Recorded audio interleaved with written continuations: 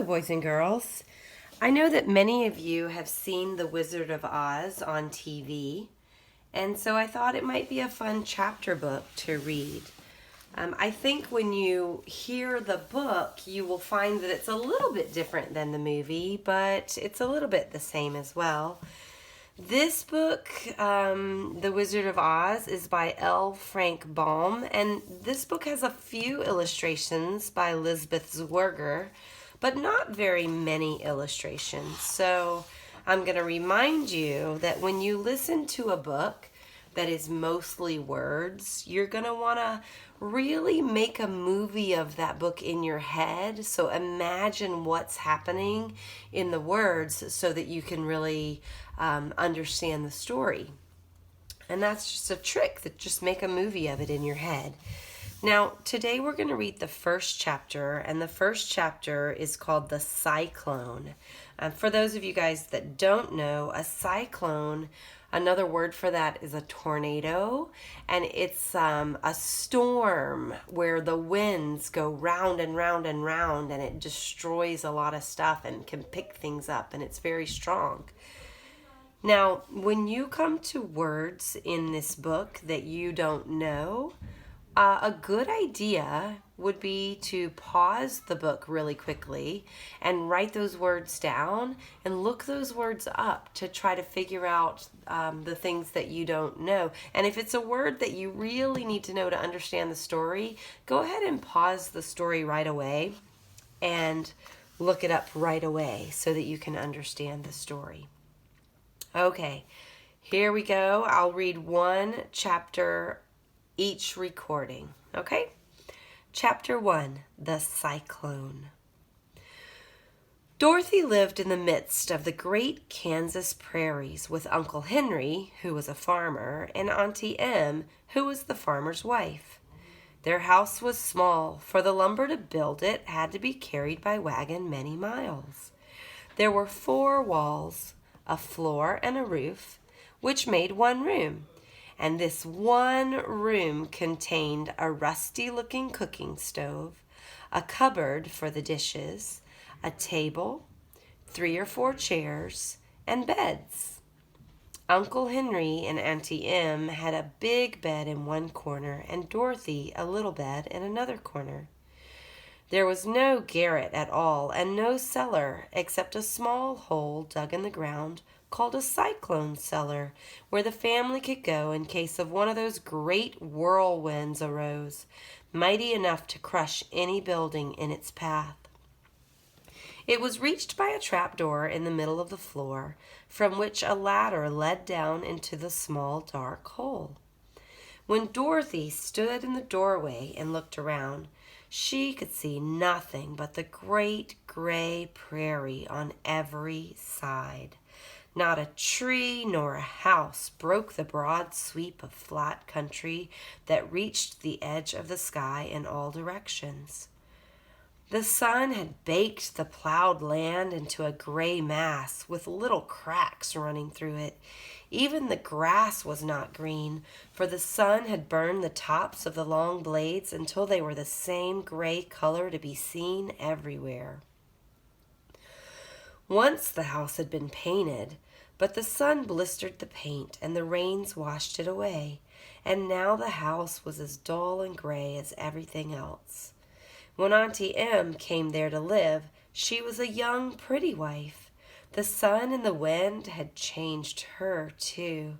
They had taken the sparkle from her eyes and left them a sober gray. They had taken the red from her cheeks and lips. They were gray also. She was thin and gaunt and never smiled now. When Dorothy, who was an orphan, first came to her, Aunt Em had been so startled by the child's laughter that she would scream and press her hand upon her heart whenever Dorothy's merry voice reached her ears. And she still looked at the little girl with wonder that she could find anything to laugh at. Uncle Henry never laughed. He worked hard from morning till night and did not know what joy was. He was gray also, from his long beard to his rough boots, and he looked stern and solemn, and he rarely spoke. It was Toto that made Dorothy laugh and saved her from growing as gray as her other surroundings. Toto was not gray. He was a little black dog with long silky hair and small black eyes that twinkled merrily on either side of his funny wee nose. Toto played all day long, and Dorothy played with him and loved him dearly. Today, however, they were not playing. Uncle Henry sat upon the doorstep and looked anxiously at the sky, which was even grayer than usual. Dorothy stood in the door with Toto in her arms and looked at the sky, too. Auntie Em was washing the dishes.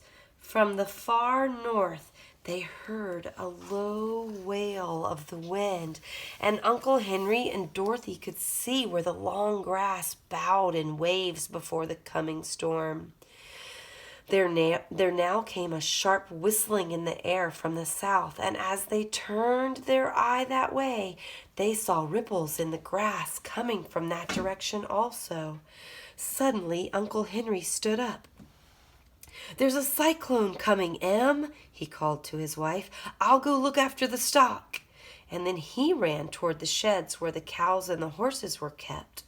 Auntie Em dropped her work and came to the door. One glance told her of the danger close at hand. "Quick, Dorothy!" she screamed. "Run for the cellar!" Toto jumped out of Dorothy's arms and hid under the bed, and the girl started to get him. Auntie Em, badly frightened, threw open the trap door in the floor and climbed down the ladder into the small dark hole. Dorothy caught Toto at last and started to follow her aunt. When she was halfway across the room, there came a great shriek from the wind, and the house shook so hard that she lost her footing and sat down suddenly upon the floor. A strange thing then happened. The house whirled around 2 or 3 times and rose slowly through the air. Dorothy felt as if she were going up in a balloon. The north and south winds met where the house stood and made it the exact center of the cyclone. In the middle of a cyclone, the air is generally still, but the great pressure of the wind on every side of the house raised it up higher and higher until it was at the very top of the cyclone, and there it remained and was carried miles and miles away as easily as you could carry a feather. It was very dark, and the wind howled horribly around her, but Dorothy found she was riding quite easy. After the first few whirls around, and one other time when the house tipped badly, she felt as if she were being rocked gently, like a baby in a cradle. Toto did not like it. He ran about the room, now here, now there, barking loudly. But Dorothy sat quite still on the floor and waited to see what would happen. Once Toto got too near the open trap door and he fell in, and at first the little girl thought she had lost him. But soon she saw one of his ears sticking up through the hole, for the strong pressure of the air was keeping him up so that he could not fall. She crept to the hole, caught Toto by the ear, and dragged him into the room again. Afterwards closing the trap door so that no more accidents could happen. Hour after hour passed away, and slowly Dorothy got over her fright, but she felt quite lonely, and the wind shrieked so loudly all about her that she nearly became deaf. At first she had wondered if she would be dashed to pieces when the house fell again, but as the hours passed and nothing terrible happened, she stopped worrying and resolved to wait calmly and see what the future would bring. At last, She crawled over the swaying floor onto her bed and lay down upon it, and Toto followed and lay down beside her. In spite of the swaying of the house and the wailing of the wind, Dorothy soon closed her eyes and fell asleep. That's the end of chapter 1, boys and girls. Tomorrow we will read chapter 2.